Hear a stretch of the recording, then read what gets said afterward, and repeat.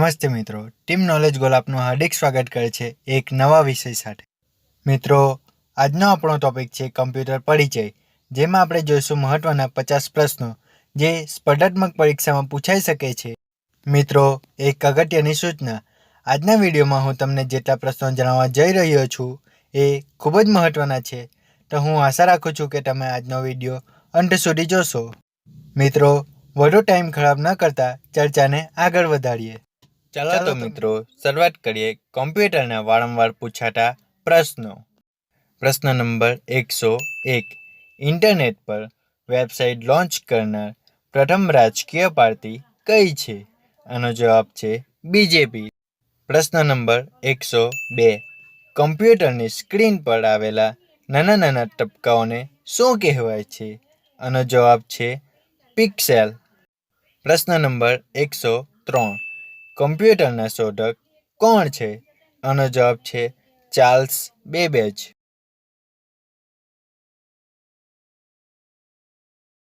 પ્રશ્ન number 104, MS વર્ડમાં પેરેગ્રાફના પ્રથમ અક્ષરને મોટો દર્શાવવા માટે કઈ સુવિધાનો ઉપયોગ કરવામાં આવે છે? આનો જવાબ છે ડ્રોપ કેપ્સ। પ્રશ્ન નંબર 105, MS વર્ડમાં રેગ્યુલર, ઇટાલિક્સ, બોલ્ડ વગેરે શું છે? આનો જવાબ છે ફોન્ટ સ્ટાઇલ। પ્રશ્ન નંબર 106, MS વર્ડમાં ફાઇલની પ્રિન્ટ લેતી વખતે બાઇન્ડિંગ સાઇઝની જગ્યા છોડવા માટે કોનો ઉપયોગ કરવામાં આવે છે? આનો જવાબ છે ગુટર। પ્રશ્ન નંબર 107, ફોલ્ડરની અંદર રહેલા ફોલ્ડરને શું કહે છે? આનો જવાબ છે સબ ફોલ્ડર। પ્રશ્ન નંબર 108, ફોલ્ડરને અન્ય કયા નામે ઓળખવામાં આવે છે? આનો જવાબ છે ડિરેક્ટરી।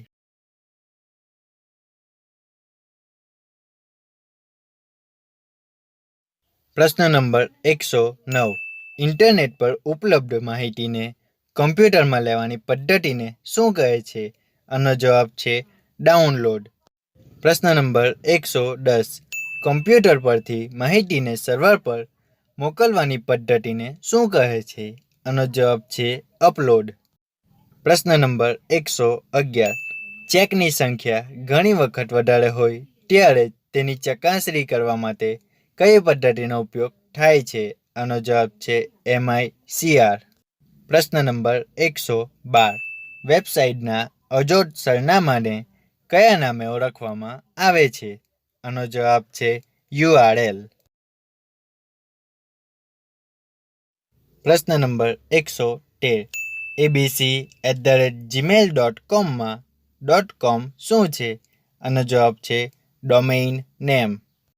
પ્રશ્ન નંબર 114, MS વર્ડમાં ફોન્ટ સાઇઝના ડ્રોપ ડાઉન લિસ્ટમાં સૌથી નાની સાઇઝ કેટલી હોય છે?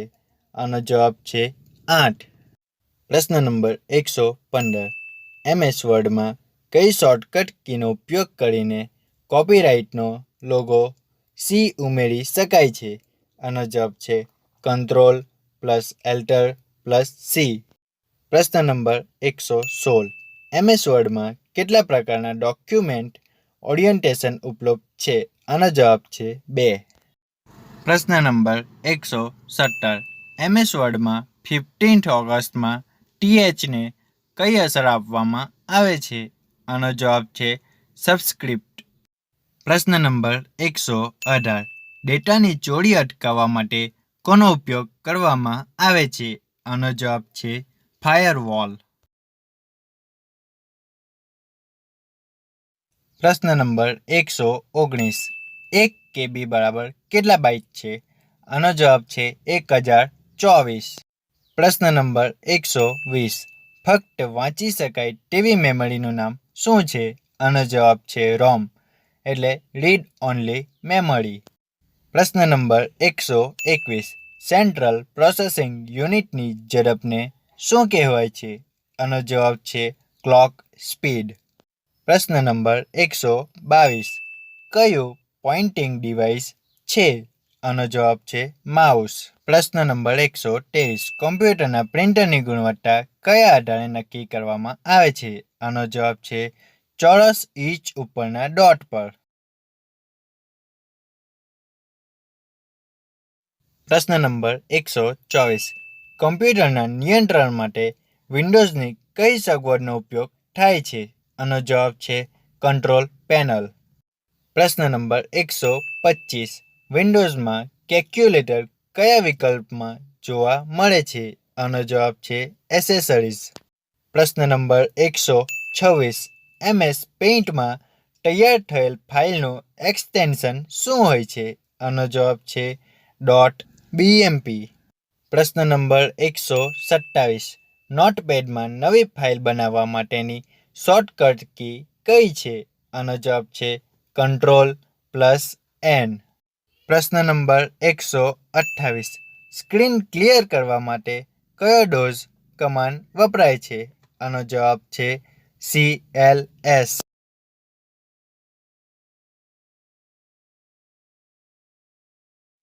પ્રશ્ન નંબર 129. વિન્ડોઝને નાની કરીને સુષુપ્ત અવસ્થામાં રાખવા માટે કયા બટનનો ઉપયોગ થાય છે? આનો જવાબ છે મિનિમાઇઝ. પ્રશ્ન નંબર 130. MS ઓફિસમાં વર્ડમાં તૈયાર થયેલ ફાઇલનું એક્સટેન્શન શું હોય છે? આનો જવાબ છે .doc. પ્રશ્ન નંબર 131. ફાઇલને સેવ કરવા કઈ શોર્ટકટ કી વપરાય છે? આનો જવાબ છે Ctrl+S. પ્રશ્ન નંબર 132. MS વર્ડમાં કયો શબ્દ મર્જ પ્રક્રિયામાં જોવા મળતો નથી? આનો જવાબ છે ડાટા ફિલ્ડ. પ્રશ્ન નંબર 133. MS વર્ડમાં પેપર સાઇઝ બદલવા માટે કયા ઓપ્શનનો ઉપયોગ થાય છે? આનો જવાબ છે પેજ સેટઅપ. પ્રશ્ન નંબર 134. MS વર્ડમાં અલગ અલગ શેપમાં શબ્દો કયા ઓપ્શનથી થાય છે? આનો જવાબ છે વર્ડ આર્ટ.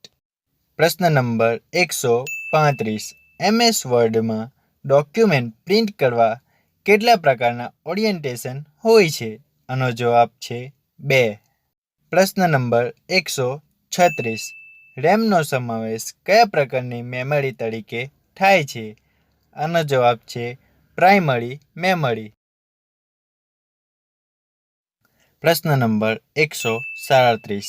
વેબ પેજને રિફ્રેશ કરવા કઈ કીનો ઉપયોગ થાય છે? આનો જવાબ છે F5. F5 કીની મદદથી આપણે વેબ પેજને રિફ્રેશ કરી શકીએ છીએ.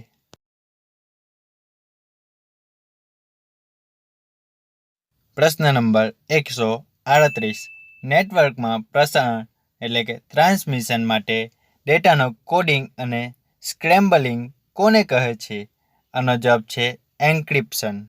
પ્રશ્ન નંબર 139. તમારા કમ્પ્યુટરમાં ઈમેલ ડાઉનલોડ કરવા માટે ઈમેલ ક્લાયન્ટ દ્વારા વપરાતો પ્રોટોકોલ શું છે? આનો જવાબ છે POP. પ્રશ્ન નંબર 140. MS વર્ડમાં મેક્રો માટેની શોર્ટકટ કી કઈ છે? આનો જવાબ છે Enter+F8. પ્રશ્ન નંબર 141. નેટવર્કમાં રહેલા કમ્પ્યુટરને આપવામાં આવતા અજોડ નામને શું કહે છે? આનો જવાબ છે IP એડ્રેસ. પ્રશ્ન નંબર 142. જંક ઈમેલને બીજું શું કહેવાય છે? આનો જવાબ છે સ્પામ. પ્રશ્ન નંબર 143.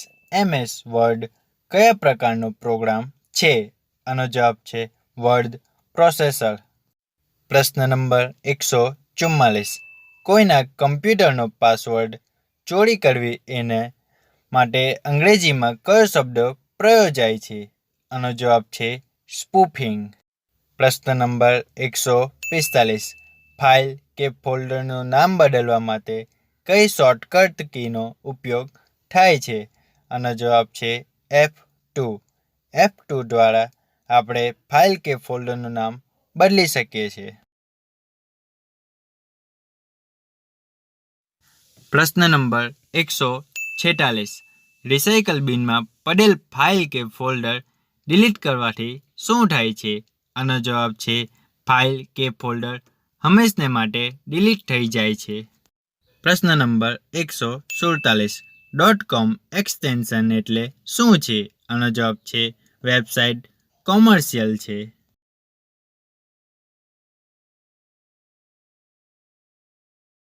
પ્રશ્ન નંબર 148. સર્વર પરથી ફાઇલ આપણા કમ્પ્યુટર પર કોપી કરવાની ક્રિયાને શું કહેવાય છે? આનો જવાબ છે ડાઉનલોડિંગ. પ્રશ્ન નંબર 149. કયા પ્રિન્ટરમાં ટોળનો ઉપયોગ થાય છે? આનો જવાબ છે લેઝર પ્રિન્ટર. લેઝર પ્રિન્ટરમાં ટોળનો ઉપયોગ થાય છે. પ્રશ્ન નંબર 150. MS એક્સેલની વર્કશીટમાં દેખાતી ઊભી આડી ગ્રે લાઇનને શું કહે છે? આનો જવાબ છે ગ્રીડ લાઇન. જો તમને મારું કન્ટેન્ટ પસંદ આવ્યું હોય તો વિડીયોને લાઇક કરો, કમેન્ટ કરો, તમારા મિત્ર વર્તુળમાં શેર કરો અને ચેનલને સબસ્ક્રાઈબ કરો. આપનો કિંમતી સમય કાઢી વિડીયો જોવા બદલ આભાર. ફરી મળીશું એક નવા વિડીયો સાથે. જય હિન્દ.